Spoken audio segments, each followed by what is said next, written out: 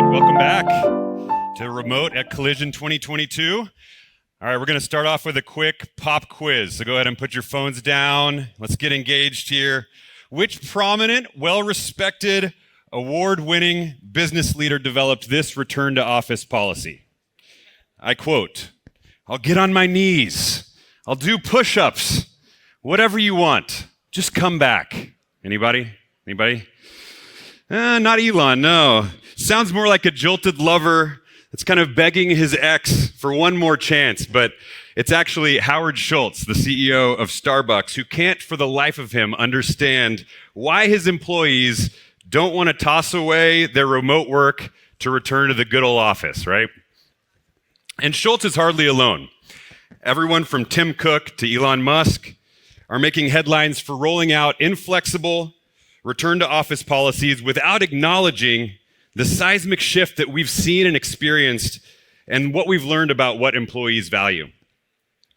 And other larger companies are following suit.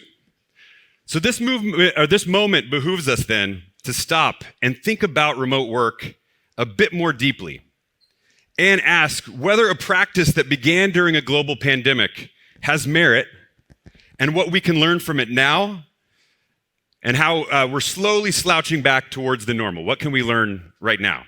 So just so everybody knows, my name is Justin Harlan. I'm the managing director of a program called Tulsa Remote, which is located in Tulsa, Oklahoma, about 1,800 kilometers from here in the state that probably most of you think of when I say Oklahoma. Maybe it's a little famous musical I'm not going to sing for you today. Or maybe it's a tornado, or maybe it's even worse. Maybe it's just like a tumbleweed that's blowing across a dusty prairie. But for anybody that's been engaged and interested in the future of work, Tulsa is Exhibit A.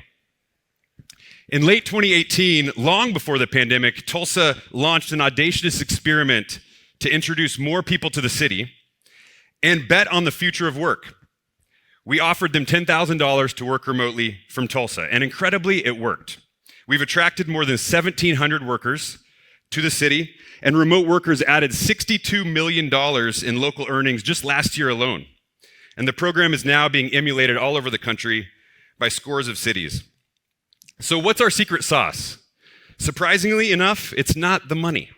Talking to most of our alumni, we quickly learned that the stipend played a very minor role in their decision to come and stay in Tulsa, which about 90% of them have.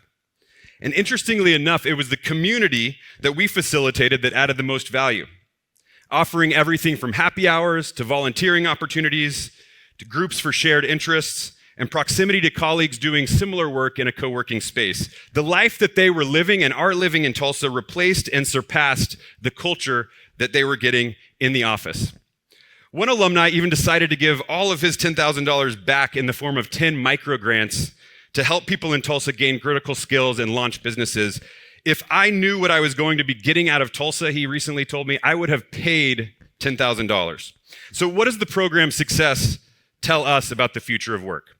3 big things that I want to point out before we start diving into other topics here today. First, quality of life matters.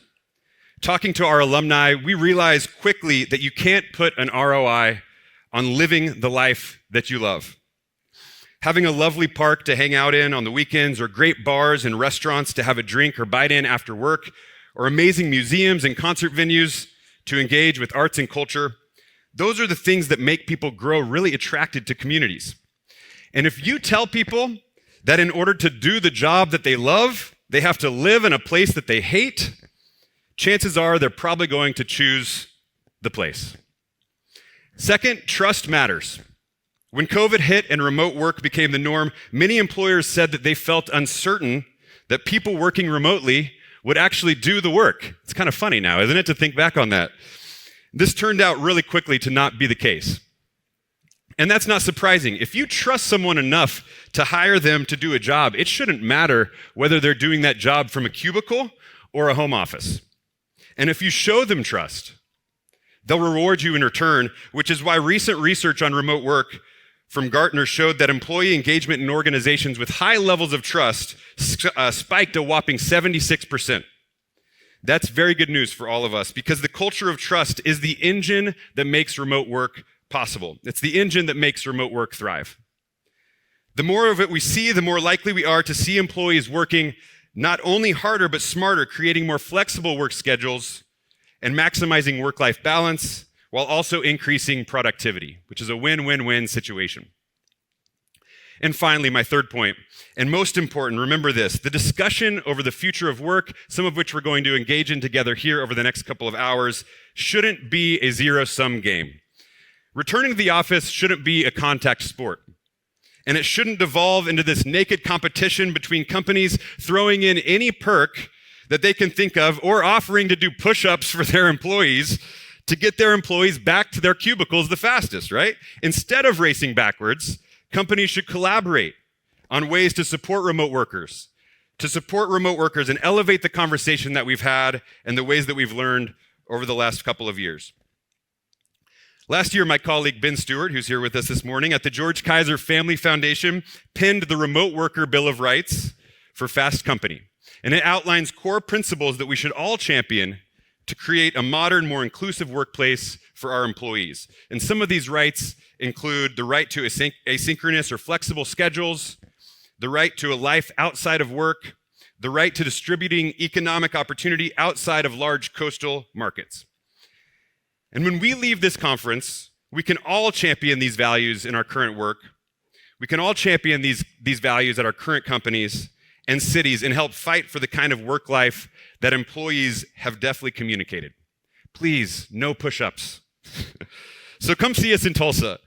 We have the newly opened Bob Dylan Center, which is the Bob Dylan Archives that just opened recently, and it's gorgeous. But more so, I look forward to seeing and hearing all the diverse and inspiring ways that we can make the future of work across our country and globe more exciting, more inclusive to people that are traditionally denied their slice of the dream, and more conducive to local, regional, and national growth. So let's go ahead and dive in.